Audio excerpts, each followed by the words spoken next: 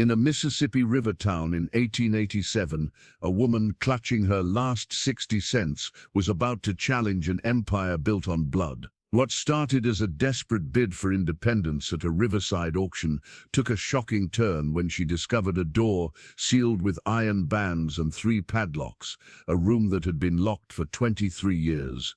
Margaret Maggie Caldwell wasn't your typical frontier opportunist. For years she had struggled against the suffocating expectations placed on women alone, known for her fierce determination and refusal to accept the limitations society imposed upon her. When she purchased the abandoned steamboat, the Gilded Swan, for 60 cents amid mocking laughter, she had no idea she was walking into a graveyard of secrets. Maggie broke open that sealed room and discovered what no sailor had dared to touch.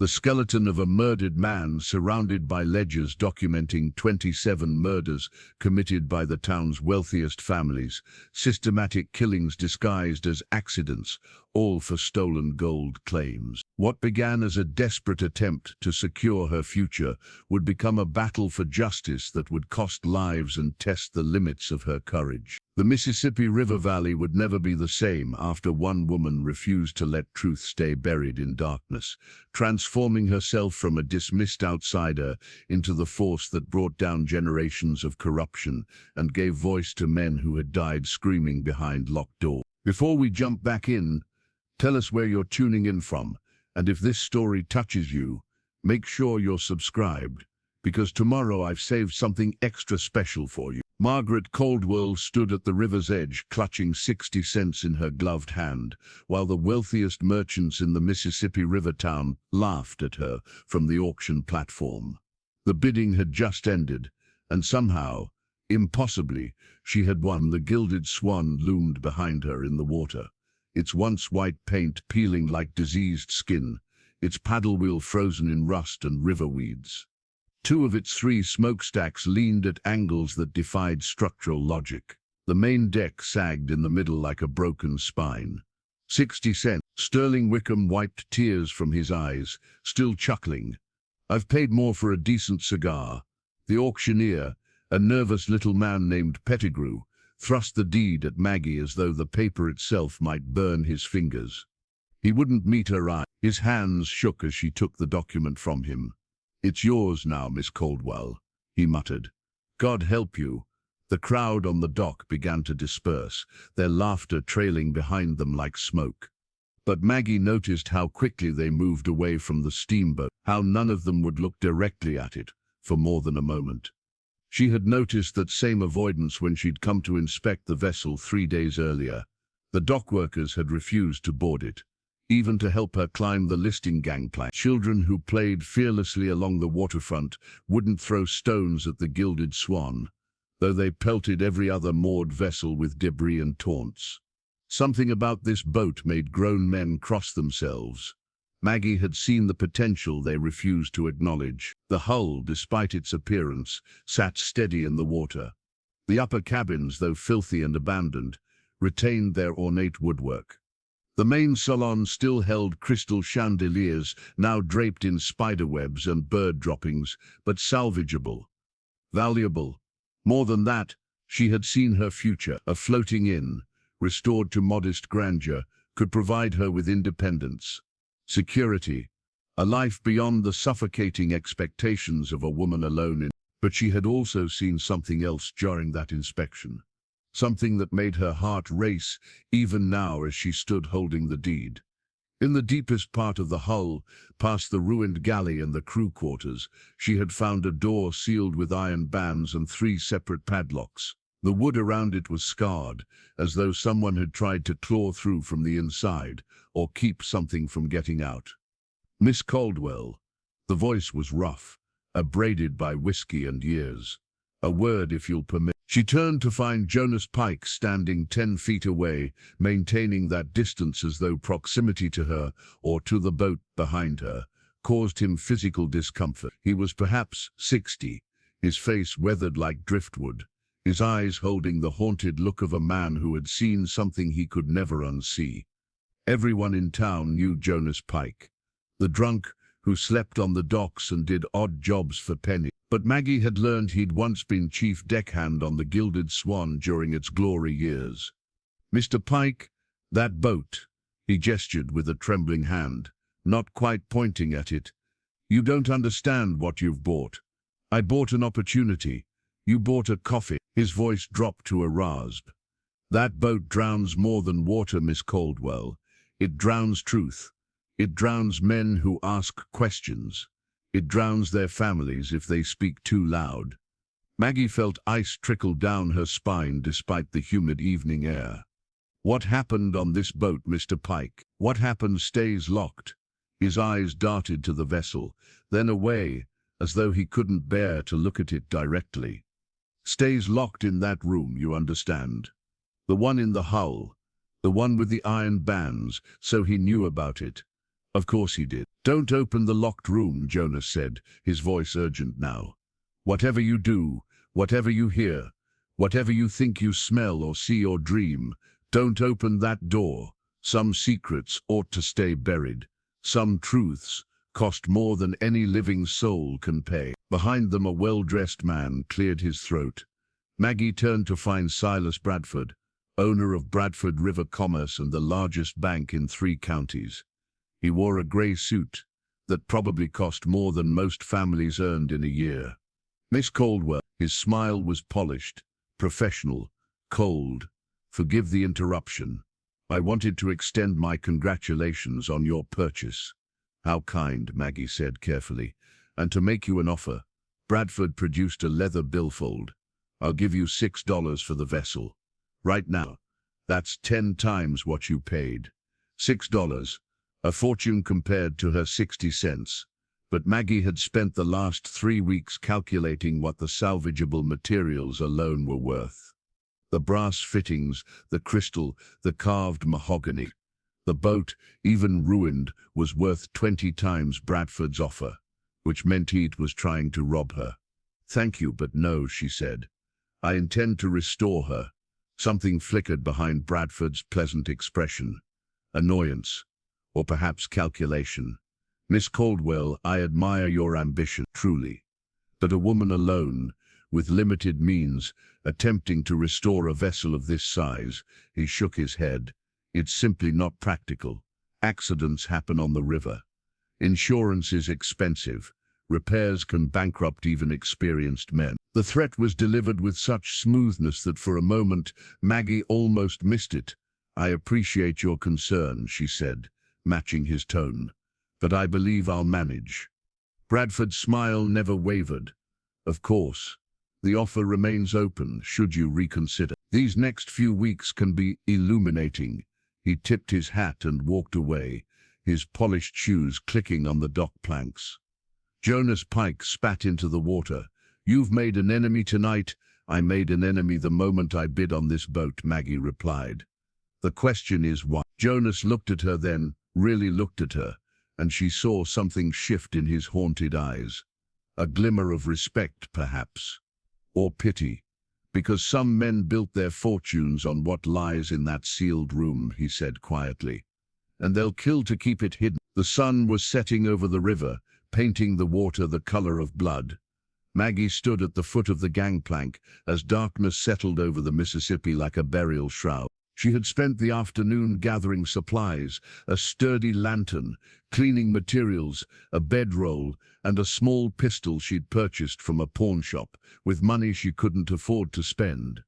The shopkeeper had tried to talk her out of it, suggesting a lady had no need for firearms. She'd bought it anyway. Now, looking up at the dark bulk of the Gilded Swan, its windows like empty eye sockets in the moonlight, she felt her resolve waver. The boat creaked, not the normal sound of wood settling or water lapping against the hull, but something more purposeful, a groan that seemed to travel the length of the vessel, as though it was stretching after a long sleep. Maggie gripped her lantern tighter and climbed aboard. The gangplank swayed under her feet, wood slick with moisture, and something else, a green slime that smelled of decay and river bottom. She nearly slipped twice before reaching the main deck. The moment her boots touched the planking, she felt it. The boat was watching her. It was an absurd thought, the kind of superstitious nonsense she had always dismissed. But standing there in the dark, with only her small lantern pushing back shadows that seemed too thick, too deliberate, she couldn't shake the feeling that the Gilded Swan was aware of her presence, and was not pleased. She forced herself to move forward, her lantern casting wild shadows as she picked her way across the debris-strewn deck. The main cabin door stood open, hanging on one hinge. Beyond it, the grand salon stretched into darkness. Maggie stepped inside. The crystal chandeliers caught her lantern light and threw it back in fractured rainbow shards. Beneath the dust and neglect, she could see the room's former elegance: mahogany paneling, brass fixtures, velvet curtains now rotted to lace. A grand piano sat in the mona, its white keys yellowed like old teeth. She walked the length of the salon, her footsteps echoing. At the far end, a staircase curved down into the lower decks. Maggie descended, counting steps, 15 down to the passenger deck. The narrow hallway was lined with cabin doors, all standing open except one at the very end. She moved down the corridor, glancing into each cabin. Most held the remnants of hasty departures, overturned luggage, scattered clothing, broken picture frames. In one cabin, a child's shoe lay on its side beneath a narrow bed.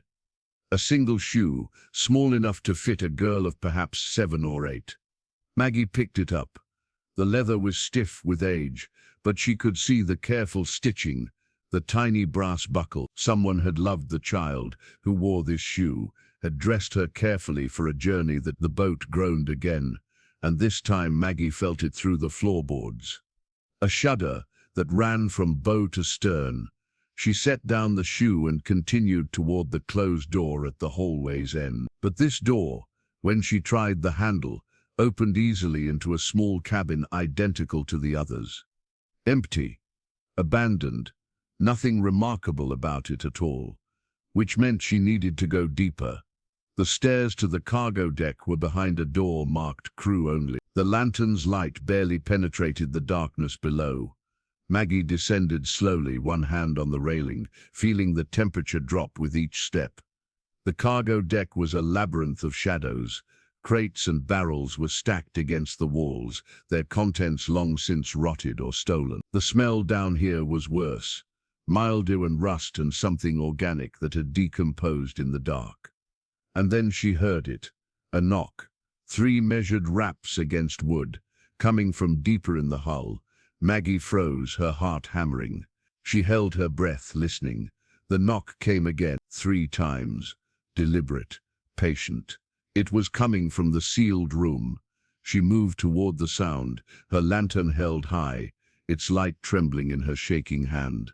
The corridor narrowed, forcing her to turn sideways to squeeze between cargo pallets. And there, at the very back of the cargo hold, was the door she had seen during her inspection. The iron bands were intact. The 3 padlocks hung undisturbed. But behind that door, something knocked again. Knock, knock, knock. Hello? Maggie's voice sounded small and foolish even to her own ears. The knocking stopped. In the sudden silence, Maggie became aware of how far she was from the deck, from air and light and help. She was in the belly of a dead boat, alone, talking to a sealed room. Then she smelled it, not the mildew or rot she'd already encountered, but something else. Beneath those familiar odors lay something metallic and organic at once, the smell of old blood and older secrets. A sound from above made her jump, footsteps on the upper deck. Maggie turned and ran, her lantern swinging wildly, shadows chasing her through the cargo hold. She took the stairs 2 at a time, bursting through the crew door onto the passenger deck. "Who's there?" she called out, trying to steady her voice. No answer. She climbed to the main salon, her lungs burning. The door to the deck stood open, exactly as she'd left it. But beyond it, on the dock, she could see a figure silhouetted against the distant town lights. Jonas Pike stood on the pier, swaying slightly. Even from this distance, she could smell the whiskey. "Get off that boat," he shouted, his voice raw. Get off now while you still can. Mr. Pike, what? It knows you're here. He took a step forward, then stopped as though hitting an invisible barrier. It knows, and it's awake now. It's been sleeping all these years, but you woke it up. You and your questions and your ambition, you woke it. There's nothing here but an old boat, Maggie said, but her voice shook. There's everything here, Jonah said. Every lie, every betrayal, every drop of blood spilled for gold and pride. It soaks into the wood, Miss Caldwell. It becomes part of the vessel. And that room, his voice broke. That room holds all of it. The center of the rot, the heart of the curse. He turned and stumbled away into the darkness, still muttering. Maggie stood on the deck of the Gilded Swan, alone with her lantern and her pistol and her determination, and felt her resolve crystallize into something harder than fear. She would not be frightened away, not by superstition, not by threats, not by mysterious knocking in the dark. Tomorrow she would begin repairs.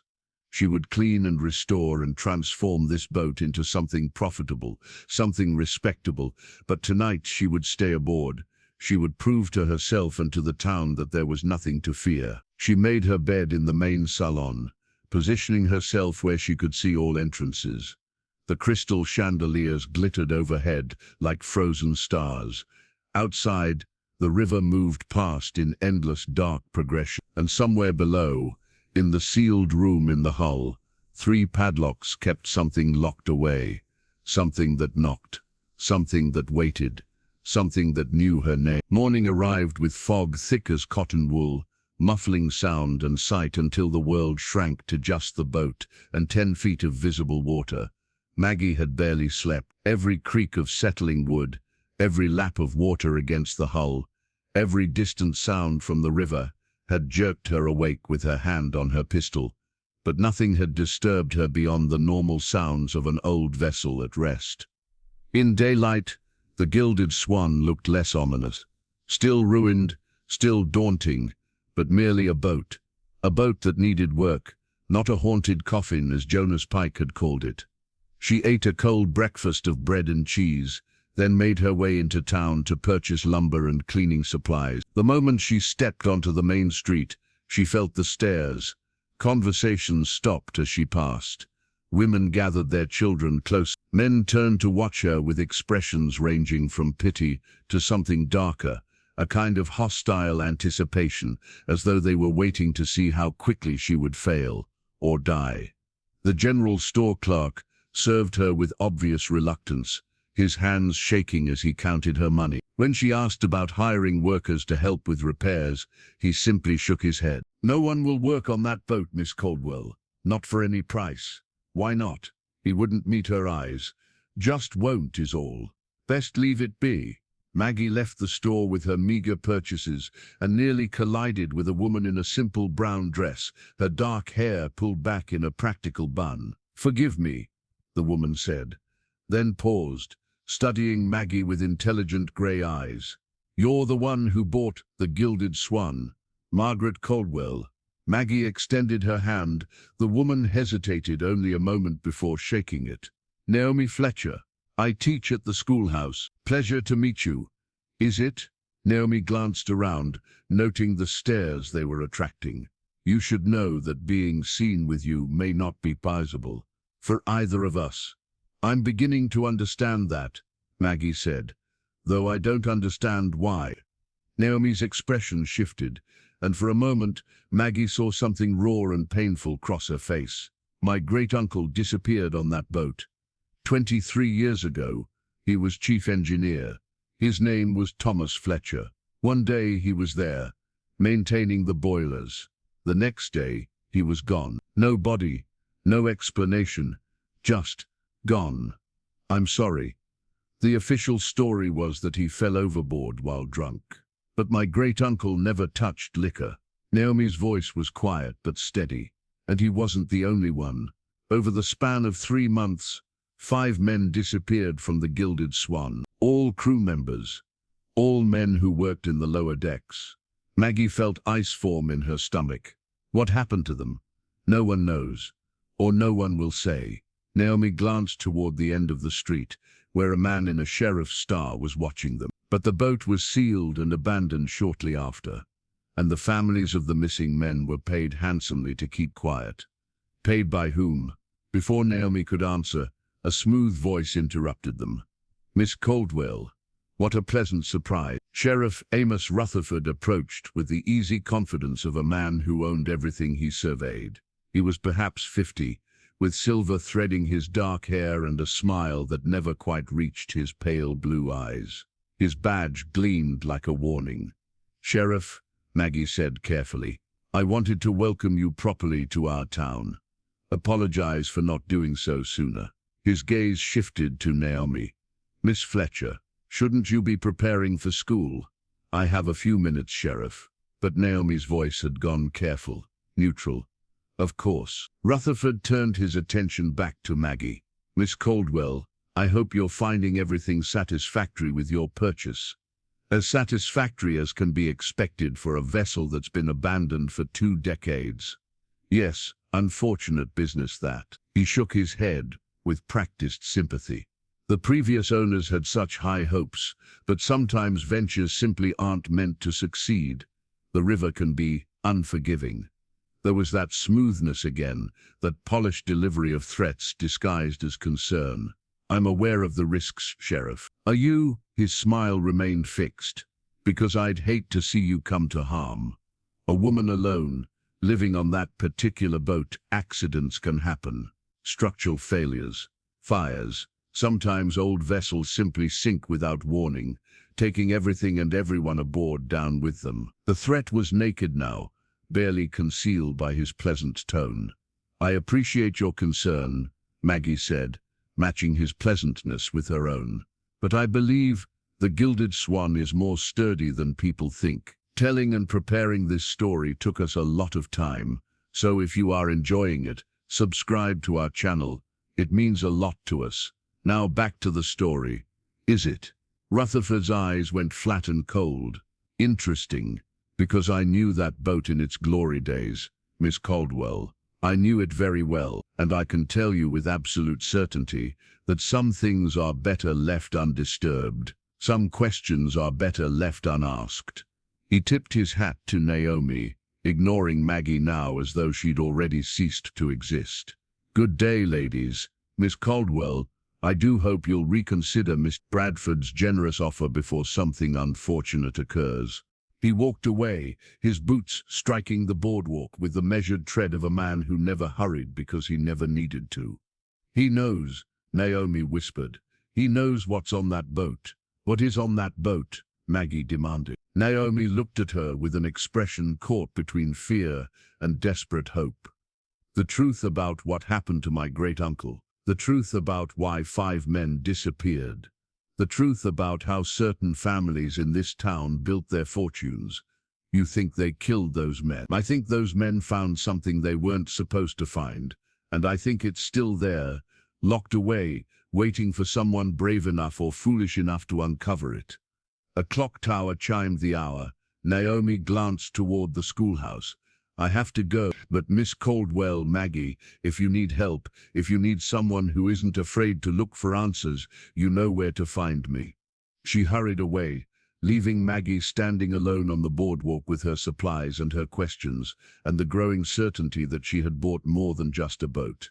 She had bought a battlefield. That afternoon, Silas Bradford appeared at the dock, accompanied by 2 large men who looked more like enforcers than clerks.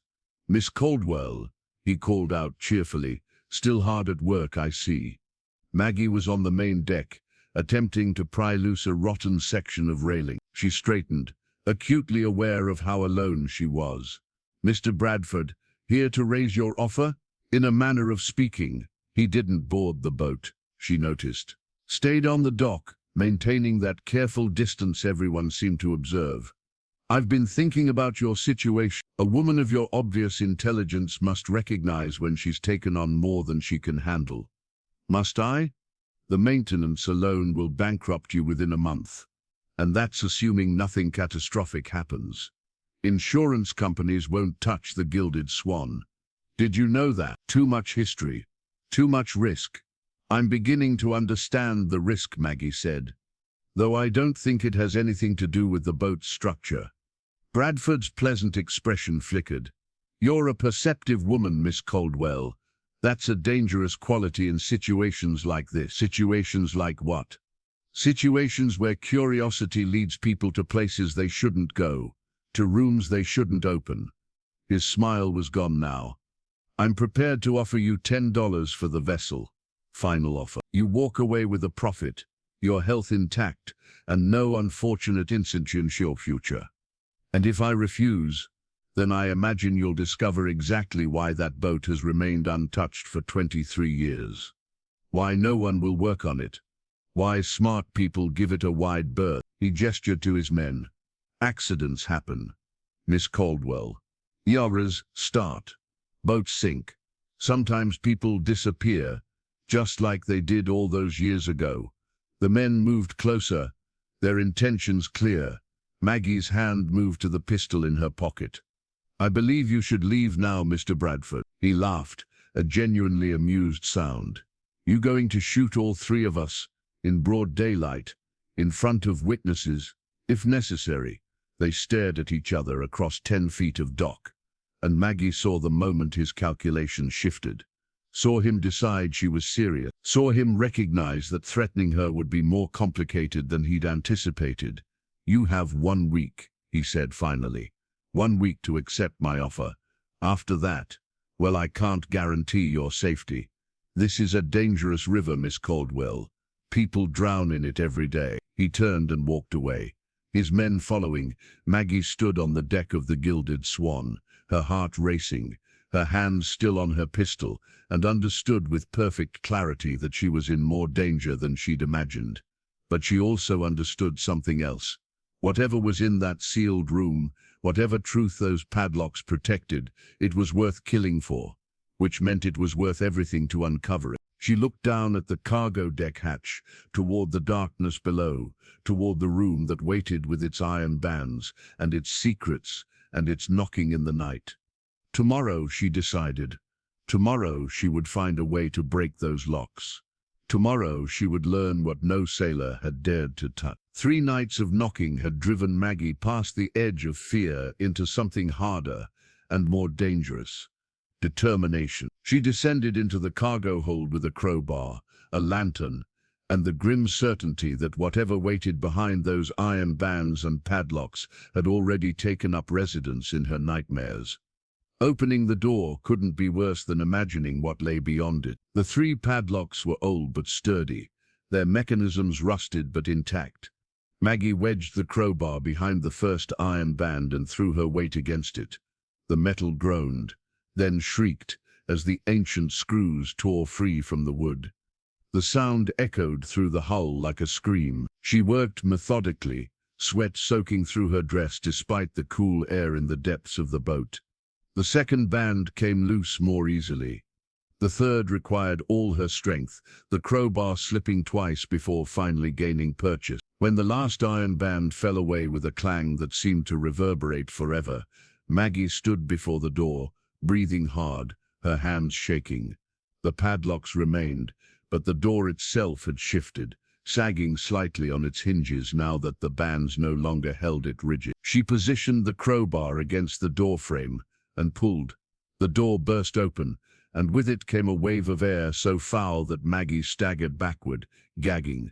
It was the smell of decay multiplied by decades, concentrated in that sealed space until it became something almost tangible. Rot and rust, and something else, something metallic and organic that spoke of violence done in darkness.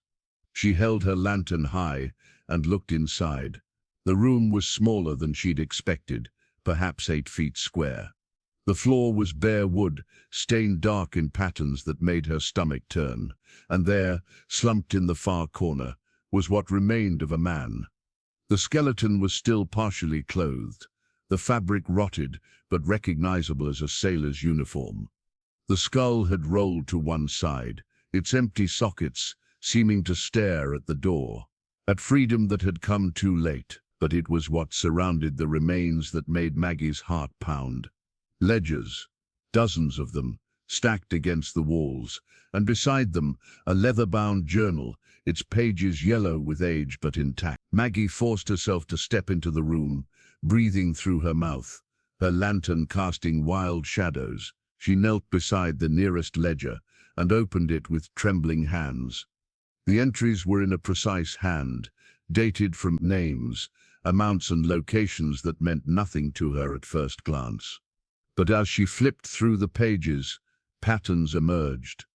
Gold shipments, mining claims, prospectors' names followed by the notation "acquired" and a date, and at the bottom of each page, 3 sets of initials in a different hand: AR, SB, and WWW.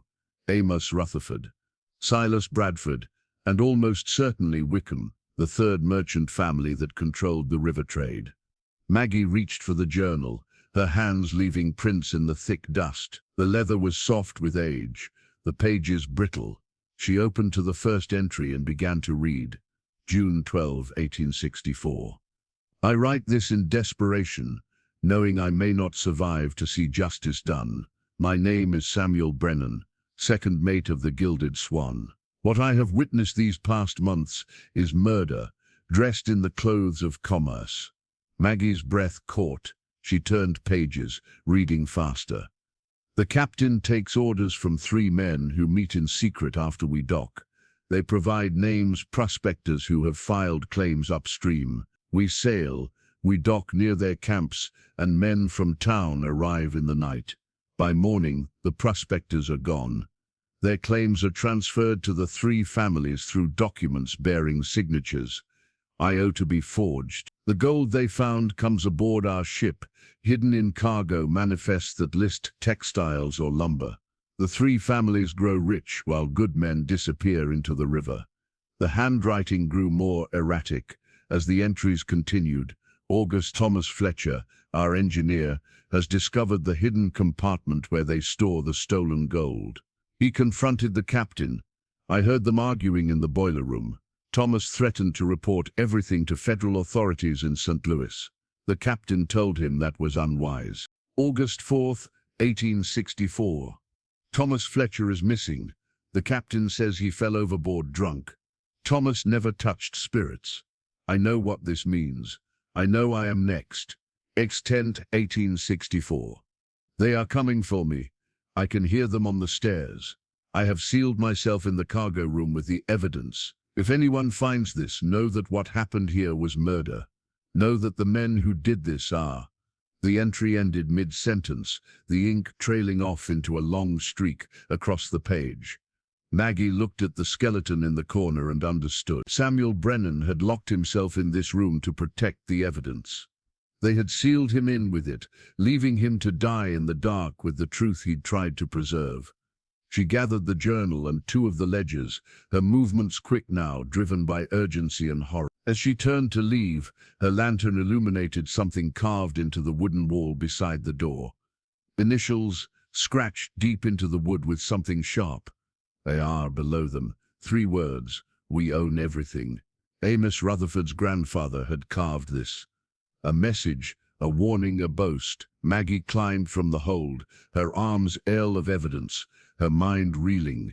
She emerged onto the main deck just as dawn broke over the river, painting the water gold and red. The Gilded Swan no longer felt like a cursed vessel. It felt like a tomb that had finally been opened, a grave that refused to stay silent. Jonas Pike was waiting on the dock when Maggie emerged with the journal and ledgers. His face, already weathered and broken, seemed to crumble further when he saw what she carried. God help us, he whispered. You opened it. I had to know, and now you do. He looked at her with something like pity. Now you know what I've carried for 23 years, what I see every time I close my eyes. Maggie climbed down to the dock, setting the evidence carefully on the planks between them. Tell me what you saw, Mr. Pike. All of it. He was silent for so long she thought he might refuse. Then he sank onto a mooring post, his hands shaking as he pulled a flask from his pocket. He took a long drink before speaking. August 10th, 1864. I was just a boy then, 17, working as a deckhand. It was near midnight. and I was supposed to be asleep in the crew quarters, but I'd snuck up to steal tobacco from the first mate's cabin. He laughed. A bitter sound. Saved my life. That bit of thievery. What did you see? I saw them drag Samuel Brennan from the cargo hold. He was fighting, screaming about murder and golden justice. 4 men held him while Captain Weston stood and watched. And beside the captain, Jonas's voice broke. Beside him stood Amos Rutherford. Not the current sheriff, his grandfather, and Silas Bradford's father, and William Wickham himself. They killed him. They dragged him to that room. Samuel fought like a madman, but they were too strong. They threw him inside, and then they sealed it, brought iron bands and padlocks, made it so nothing could get out. Jonas took another drink. I heard him screaming for hours, pounding on that door, begging. By morning the sounds had stopped. Maggie felt sick. Why didn't you tell anyone? Because I was 17 and terrified, and smart enough to know what happened to people who spoke against those families. His eyes met hers. I watched them, Miss Caldwell. Watched them for 23 years. Watched them build their fortunes higher while I drank myself to ruin trying to forget. But I never forgot. How could I? The journal mentions a hidden compartment. Samuel Brennan wrote that Thomas Fletcher found where they stored the gold. Jonas nodded slowly. I know where it is. I was there when they built it, though I didn't understand what it was at the time. Behind the captain's quarters, beneath a false wall in the cabin floor. Will you help me find it? Help you? He stared at her. Help you dig deeper into this grave? Miss Caldwell, you don't understand what you're asking. Those families own this river. They own the sheriff, the judges, the merchants. They own everything and everyone. If they find out you have that journal, then we'd better work fast. Something shifted in Jonas's expression. The haunted look remained, but beneath it, Maggie saw a spark of something that might have been hope or revenge. You're going to do it, he said quietly. You're actually going to challenge them. I'm going to expose them. Maggie picked up the journal. These men died for this truth. I won't let their deaths mean nothing. Jonas stood, swaying slightly, then steadied himself. Then you'll need more than courage, Miss Caldwell. You'll need allies. And I know someone who might help us. Someone who has her own reasons for wanting justice. Naomi Fletcher. Her great-uncle Thomas was a good man. The best engineer on the river. He didn't deserve to die in the dark. Jonas looked at the boat, then back at Maggie. None of them did. They came at midnight. Maggie, Jonas and Naomi, who had insisted on joining them despite the danger. My family has waited 23 years for answers, she'd said when Taggy tried to dissuade her. I won't wait any longer. Now they stood in the captain's quarters, lanterns casting shadows as Jonas ran his hands along the floorboards, searching for the seam he remembered from decades ago. Here, his fingers found the edge. Help me pry it up.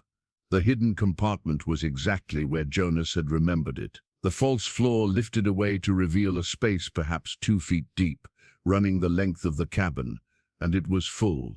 Documents tied in bundles, leather pouches heavy with gold coins, and more ledgers, these ones bound in red leather and marked with official-looking seals. Maggie lifted the first bundle of documents with shaking hands.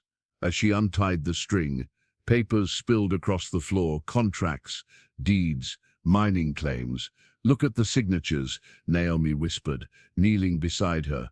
Every document bore the same 3 names, Amos Rutherford Sr., Bradford Steed, and William Wickham. And every document transferred property from men with different names, prospectors, miners, settlers, to the 3 families. The dates, Jonas said, his voice rough. Look at the dates. Maggie spread the papers out, arranging them chronologically. A pattern emerged that made her blood run cold. Each transfer was dated exactly 1 day after a notation in Samuel Brennan's journal about a prospector disappearing. They killed them, Naomi said. Killed them and forged the documents to steal their claims. 27 men. Maggie counted the contracts. 27 murders, all documented here like business transactions. She reached for one of the red ledgers. This one was different from the others. Newer, its pages crisp. As she opened it, she understood why. It was a master accounting. Every claim, every ounce of gold, every dollar of profit generated from the stolen properties over the past 23 years. The wealth these families had built was staggering, hundreds of thousands of dollars, all rooted in murder. And at the bottom of each page, in the same precise hand that had marked the original contracts, was a notation: investment, one life, returns, ongoing. They kept records, Jonas said, his voice filled with disbelief and horror. They documented everything. Arrogance, Maggie replied. They never thought anyone would find this. They never thought anyone would dare look. Naomi picked up another bundle of papers. These are letters, correspondence between the three families, discussing how to handle complications when families of the disappeared started asking questions. She read aloud from one letter, dated 1865. The Fletcher matter has been resolved with a payment of $200 to the widow and assurances that her husband's drunken accident was thoroughly investigated by our sympathetic sheriff. She will not trouble us further. Naomi's hands trembled so badly the paper rustled. They paid my great-grandmother to stay quiet about her husband's murder. $200 for a good man's life, and they built an empire on his grave, Maggie said. On all their graves. They worked through the night, cataloging evidence. By dawn, they had assembled an undeniable record of systematic murder and theft, spanning decades. The current generation of Rutherfords, Bradfords, and Wickhams might not have committed the original murders, but they had inherited and continued to profit from the crimes. This is enough to destroy them, Jonas said, wonder in his voice. This is enough to bring down their entire empire. If we can get it to someone who will act on it, Maggie replied. The sheriff is a Rutherford. The judge is in Bradford's pocket. Everyone in this town either works for these families or fears them. Then we take it upriver, Naomi said, to St. Louis, to the federal authorities. They'll never let us leave. Jonas shook his head. The moment they realize what we have, a sound from above froze them all. Footsteps on the main deck, heavy boots, multiple men. Maggie quickly gathered the most damning documents, stuffing them into a leather satchel. Hide the rest, she whispered urgently. Naomi, that loose panel behind the piano in the salon. But it was too late. Sheriff Amos Rutherford stood in the doorway, his pale eyes taking in the scene with cold assessment. Behind him, two deputies blocked the only exit. Miss Caldwell. His voice was pleasant, conversational, as though he'd simply dropped by for tea. Working late, I see, or should I say working early. Maggie's hand moved toward the pistol in her pocket, but Rutherford's smile sharpened. I wouldn't. Deputy Morris is remarkably quick with his rifle, and at this range, he wouldn't miss. What do you want, Sheriff? What I've wanted since the moment you bought this boat. He stepped into the cabin, his gaze sweeping across the exposed compartment and scattered papers. To protect my family's interests. To maintain the order that has served this town so well for decades. The order built on murder. Such an ugly word. Rutherford knelt and picked up one of the contracts. My grandfather called it consolidation of opportunity. Frontier justice. The strong, taking what the weak couldn't hold. He was a murderer. They all were. They were visionaries. His voice hardened. They understood that civilization requires difficult choices, that sometimes men must die so that towns can prosper, so that families can build legacies. Legacies soaked in blood, Naomi said, her voice steady despite her fear. Rutherford looked at her with something like sympathy. Ah, Miss Fletcher, still mourning your great-uncle after all these years. How noble, how pointless. He stood brushing dust from his trousers. Thomas Fletcher died because he couldn't understand that some secrets must be kept. Samuel Brennan died because he thought justice mattered more than power. Don't make the same mistake. Is that a threat? Maggie demanded. It's a fact. He gestured to the papers. You have two choices. You can give me everything you've found, accept a generous payment for your silence and your boat, and walk away with your lives, or you'll kill us like you killed them. I won't have to. Rutherford's smile was cold. Accidents happen, Miss Caldwell. Boats catch fire. People drown, and no one in this town will question it, because no one wants to question it. They like their prosperity. They like their peace. The deputies moved closer, blocking any escape. But before Maggie could respond, a voice called the deck above. Sheriff, someone's coming. Rutherford's expression flickered with annoyance. He moved to the doorway, looking toward the dock. In that moment, Maggie met Jonas's eyes.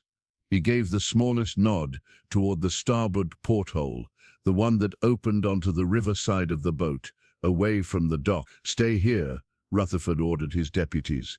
Keep them contained. He climbed the stairs to the main deck. The moment his footsteps faded, Jonas moved. He crossed to the porthole and wrenched it open.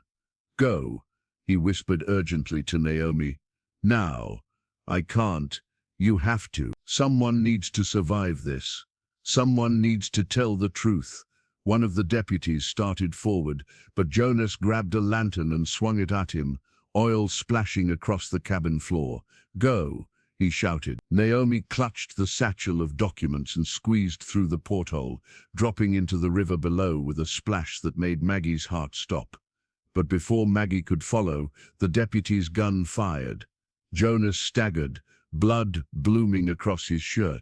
He looked at Maggie with those haunted eyes, and for the first time in 23 years, she saw peace in them. Run, he whispered, and collapsed.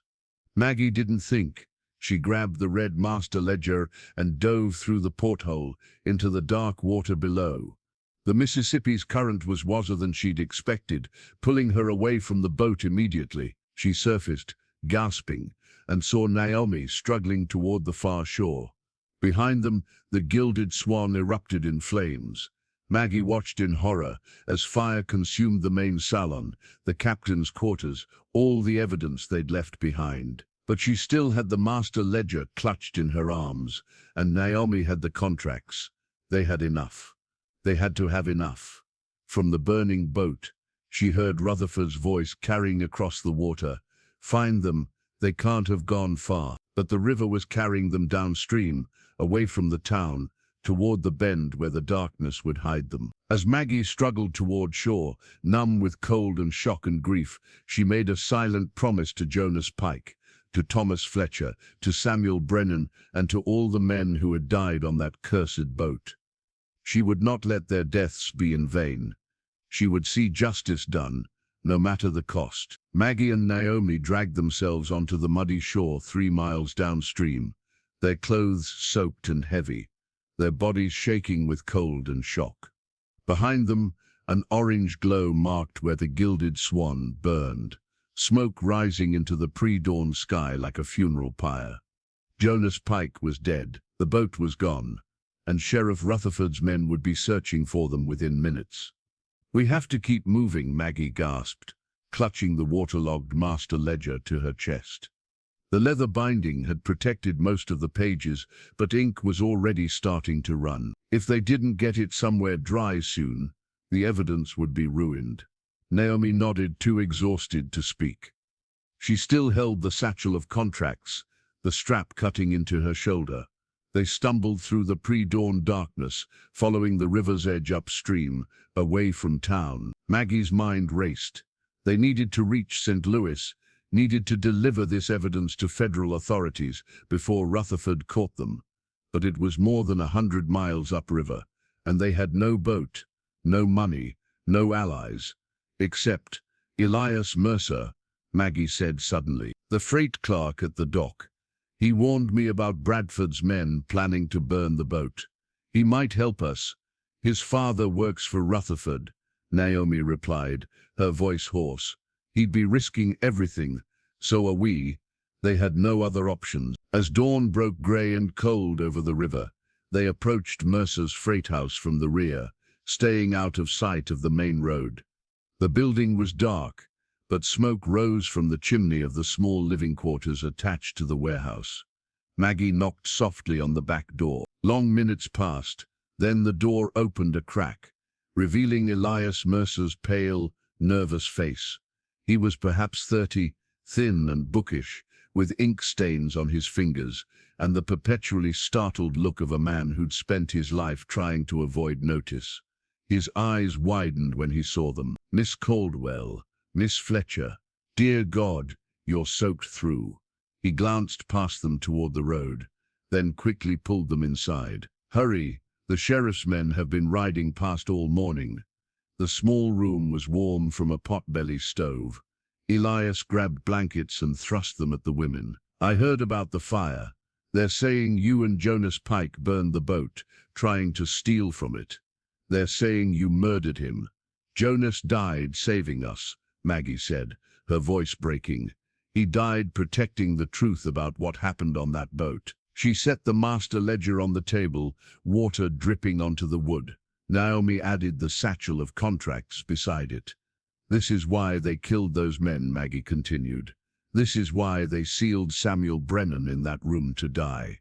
27 murders, all documented, decades of theft and conspiracy." Elias stared at the evidence, his hands trembling. "If the sheriff finds out I helped you, your father will lose his position," Naomi said gently. "Your family will lose everything. We understand what we're asking, Elias. But 27 men died. 27 families never got justice. If we don't act now, their deaths mean nothing." Elias was silent for a long moment, staring at the ledger. Then he straightened his shoulders in a gesture that looked foreign on his timid frame. "My father has worked for Rutherford for 30 years, he said quietly.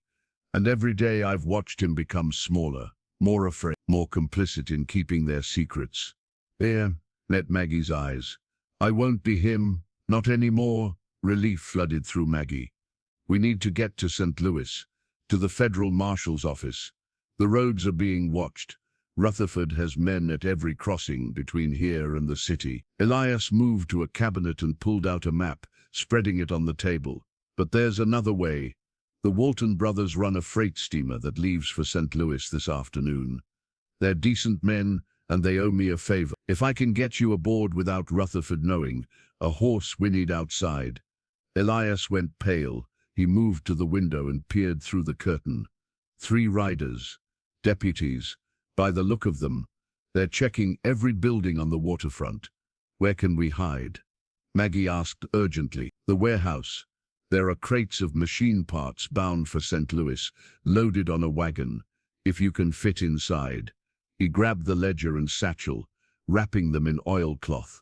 "Take these. Stay hidden until I come for you. And whatever happens, stay silent." They scrambled into the warehouse just as heavy fists pounded on the front door. The crates were cramped and dark, smelling of grease and metal. Maggie wedged herself into one, the ledger pressed against her chest, and listened to the muffled voices from the other room. "We're looking for 2 women, criminals wanted for arson and murder." That was Deputy Morris, the one who'd shot Jonas. "I haven't seen anyone, Deputy." Elias's voice was steady, betraying none of his fear. "Mind if we search the premises?" "Of course not, though I'm not sure what you expect to find among shipping crates." Footsteps entered the warehouse. Maggie held her breath, pressing herself deeper into the crate. Through a gap in the wood, she could see boots moving between the stacks. "What's in these?" Morris asked. "Machine parts for the textile mill in St. Louis. Invoices on the manifest if you'd like to verify." The deputy kicked one of the crates, the one Naomi was hiding in. Maggie heard her friend's sharp intake of breath, quickly stifled. "Seems secure enough." Morris's boots moved away. "If you see these women, you report it immediately. Sheriff's offering a reward, $50 for information leading to their capture." "Of course, Deputy. You can count on me." The door closed. Footsteps faded, but Maggie didn't dare move until she heard Elias's whispered, "They're gone." She and Naomi emerged from the crates, their muscles cramped and aching. "The wagon leaves in 2 hours. Elias said. The Walton brothers will be here to collect the shipment. I'll tell them you're passengers who need to travel discreetly. They won't ask questions. They've smuggled before, though usually it's just tobacco to avoid taxes. Thank you, Maggie said. When this is over, when justice is done, when this is over, I'll have helped do something that mattered. Elias managed a small smile. That's worth more than safety. The next 2 hours passed with agonizing slowness. They dried the ledger pages as best they could beside the stove, watching ink spread and blur but remain legible enough. The contracts, protected in the leather satchel, had fared better. When the Walton brothers arrived, 2 gruff, efficient men who asked no questions and expected no explanations, Maggie and Naomi climbed into the back of the freight wagon beneath a tarp. As the wagon rolled toward the docks, Maggie heard shouts. Horses galloping. The wagon lurched to a stop. What's this? Rutherford's voice, sharp with authority. Freight delivery, Sheriff. One of the Walton brothers, his tone bored and professional. I need to inspect your cargo. Got a warrant for that? A pause. Then Rutherford's voice, harder now. I don't need a warrant to protect this town from criminals. Well, you need something more than suspicion to inspect private freight. Now, if you'll excuse us, we have a schedule to keep. The wagon lurched forward again. Maggie heard Rutherford shouting orders, heard horses wheeling around. They were being followed. The wagon picked up speed, the Walton brothers clearly aware of the pursuit. Maggie clutched Naomi's hand beneath the tarp as they bounced and jolted over the rough road. Then they were rolling down a ramp, the sound changing to wooden planking. The wagon stopped, and rough hands pulled away the tarp. Quickly, one of the Walton brothers hissed, "Onto the steamer, now." Maggie and Naomi scrambled from the wagon onto the deck of a broad-beamed freight steamer, its paddle wheel already beginning to turn. Black smoke poured from its stack as the boilers heated. Behind them, Rutherford's riders galloped onto the dock. "Cast off," the captain shouted. The steamer's paddle wheel churned the water, pulling the vessel away from the dock. Slowly at first, then faster as the current caught them. A gunshot cracked across the water. Maggie flinched as a bullet struck the railing beside her head, splinters flying. More shots followed, deputies firing from the dock as the steamer pulled into the main channel. But they were already too far, the distance increasing with every revolution of the paddle wheel. Sheriff Amos Rutherford stood at the end of the dock, his face twisted with rage. He raised his rifle and fired one final shot. But it fell short, splashing harmlessly into the river. As the steamer rounded the bend and the town disappeared from view, Maggie allowed herself to breathe. They were free, they were alive, and they carried the truth with them. But she knew this wasn't over. Rutherford wouldn't give up. He couldn't afford to, and she had learned enough about powerful men to know they were most dangerous when cornered. The journey upriver took 3 days, 3 days of watching the riverbank for pursuit, of jumping at every sound, of sleeping in shifts while the other kept watch. The Walton brothers had given them a small cargo hold to shelter in, bringing them food and water, but asking no questions. Maggie spent those days poring over the ledger, committing names and dates to memory in case the document was lost or destroyed. Naomi organized the contracts into chronological order, creating a timeline of murder and theft that spanned decades. On the second day, as they passed a small river town, Naomi suddenly grabbed Maggie's arm. Look, on the dock, nailed to a post, was a wanted poster. Even at this distance, Maggie could make out 2 crude sketches that were meant to represent her and Naomi.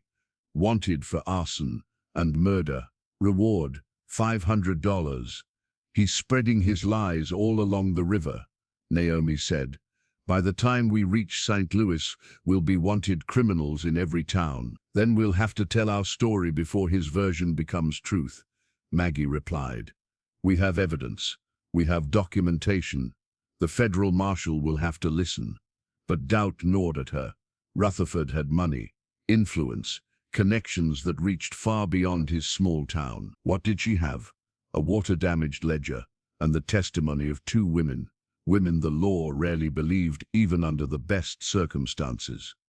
On the third day, as St. Louis's skyline appeared on the horizon, one of the Walton brothers brought them news that made Maggie's blood run cold. Sheriff from down river sent a wire ahead. Says you're dangerous fugitives. Says the federal marshal should arrest you on sight. He looked at them with something like sympathy. Whatever you did, you made a powerful enemy. We exposed the truth, Maggie said. That's all. Truth's a dangerous commodity on this river, miss. Always has been. When the steamer docked at St. Louis, Maggie and Naomi watched from their hiding place as federal marshals boarded. The captain argued with them, gesturing, his voice carrying across the cargo hold. No fugitives on my vessel. You're welcome to search, but I won't have you disrupting my freight operations without cause. The marshals searched anyway, their boots heavy on the deck above. Maggie and Naomi pressed themselves into the shadows behind crates of machine parts, hardly daring to breathe. But the search was perfunctory, and within an hour the marshals left. They'll be watching the docks, one of the Walton brothers warned. Watching for 2 women matching your description. You'll need another way into the city. That night, disguised in men's work clothes borrowed from the crew, their hair tucked beneath caps, Maggie and Naomi slipped off the steamer and into the crowded chaos of the St. Louis waterfront. The city was enormous compared to the small river town they'd fled, teeming with people and noise and life. For the first time in days, Maggie felt a glimmer of hope. Here, among thousands, they could disappear. Here, surely someone would listen. The federal marshal's office was in a stone building near the courthouse. Maggie and Naomi stood across the street, watching marshals come and go, trying to gauge their chances. If we walk in there, they might arrest us immediately, Naomi said. Before we can explain, before we can show them the evidence. Then we need someone they'll believe, someone with credibility who can vouch for us. Like who? We don't know anyone in St. Louis. But as Maggie watched the courthouse steps, she saw something that made her heart leap. A woman in a dark dress and sensible hat was climbing the steps, a leather case under her arm. Her bearing was confident, professional, and pinned to her lapel was a small badge that read, "Society for the Advancement of Women's Suffrage." Maggie said, "We need her." They approached carefully, intercepting the woman before she entered the courthouse. "Excuse me, ma'am. I know this is irregular, but we desperately need help." The woman stopped, her sharp eyes taking in their disheveled appearance, their ill-fitting clothes, the desperation they couldn't hide. "I'm Catherine Brennan," the woman said. "Attorney, what seems to be the trouble?" "Brennan." The name struck Maggie like lightning. "Are you related to Samuel Brennan?" she asked.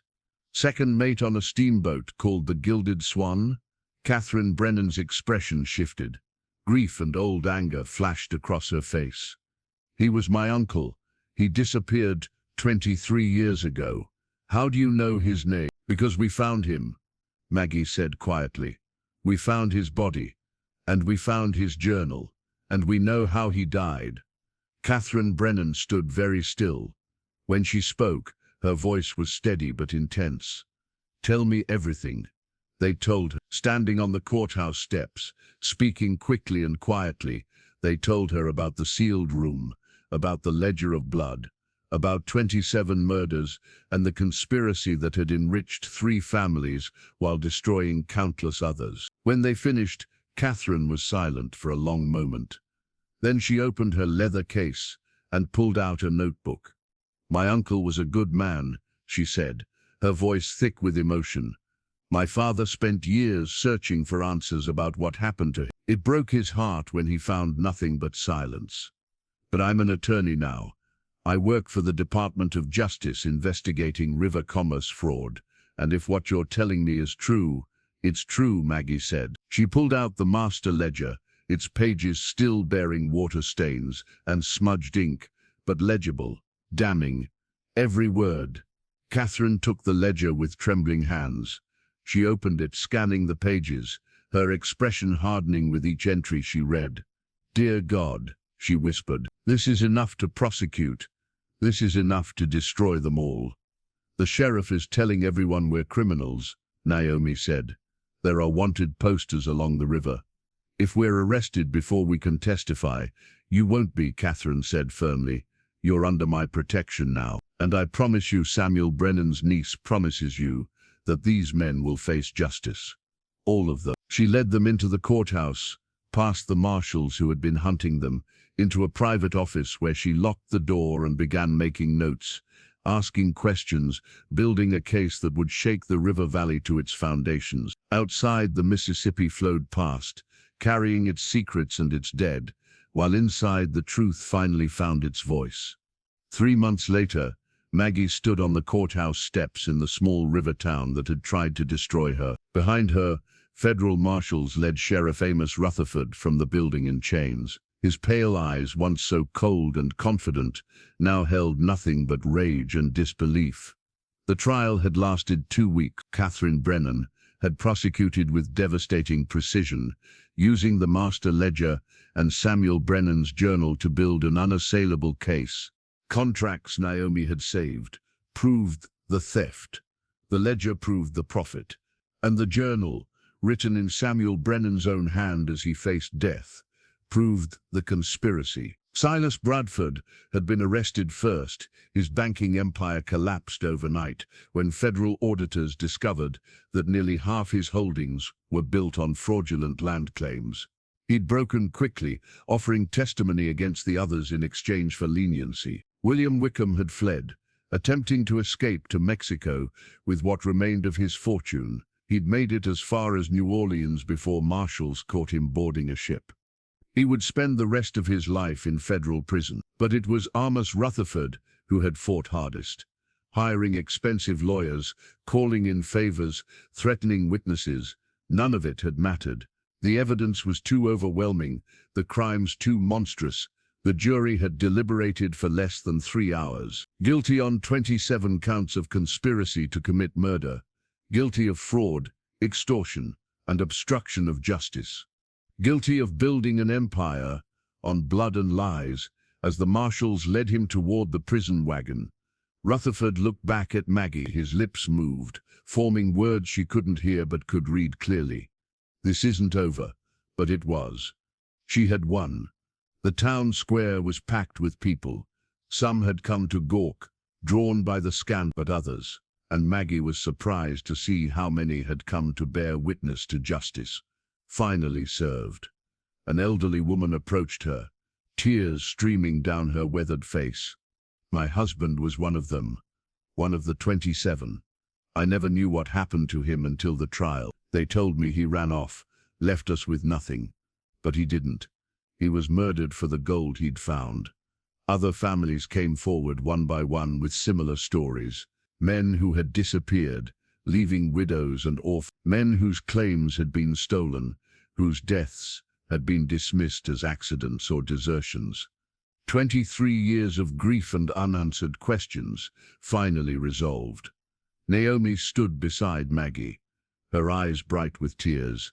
"My great-grandmother is finally at peace. She died believing her husband had abandoned her. But now we know the truth. Thomas Fletcher was a hero who stood up to murderers. They all were," Maggie said quietly. "All of them, heroes who died alone in the dark, but who left the evidence we needed to bring their killers to justice." Catherine Brennan emerged from the courthouse, her leather case under her arm, her expression satisfied but somber. "The Department of Justice is launching a broader investigation into river commerce fraud," she told them. "Your case has exposed corruption that reaches into a dozen towns along the Mississippi. It will take years to untangle all of it, but the process has begun." She looked at Maggie with respect. "You bought a boat for 60 cents and uncovered one of the largest criminal conspiracies in the territory's history. Not bad for an investment." Maggie laughed, a sound that felt foreign after months of fear and tension. "I thought I was buying a business opportunity. Instead, I bought a graveyard and a mission." "What will you do now?" Naomi asked. "The boat is gone. Rutherford is in prison, but his family still has influence. This town will never truly welcome you." "No," Maggie agreed. "It won't. As she looked around the square, she saw something that gave her hope. Young women watching her with something like admiration, working men nodding with respect. Even a few of the merchants who had once mocked her now looked at her differently. She had proven that a woman alone, with nothing but 60 cents and determination, could challenge an empire built on murder. That truth, once spoken, was more powerful than any conspiracy. That justice, delayed though it might be, could still be won. "I'll stay," she said finally. "I'll rebuild." Not the Gilded Swan, that boat was always meant to burn, but something new, something honest. The town had tried to bury its secrets in darkness and decay, but Maggie had dragged them into the light. And in doing so, she had transformed herself from an outsider desperate for acceptance into something more powerful, a woman who refused to be silenced, who fought for justice even when it cost everything, who honored the dead by ensuring their deaths had meaning. As the prison wagon rolled away, carrying Amos Rutherford toward a fate he'd thought himself too powerful to face, Maggie turned toward the river. The Mississippi flowed past as it always had, carrying its secrets and its dead. But today, for the first time in 23 years, it carried something else as well: truth, justice, and the knowledge that even the deepest secrets could be brought to light by someone brave enough to look. She had bought a boat for 60 cents, but what she'd truly purchased was the courage to fight for something larger than herself. The determination to speak for those who could no longer speak. The strength to stand alone against corruption and power and fear. And in the end, that was worth more than all the gold those murdered prospectors had ever found. The river flowed on, carrying its stories downstream. But this story, at least, had finally reached its end. Justice had been served, truth had prevailed, and 27 men who had died in darkness could finally rest in peace.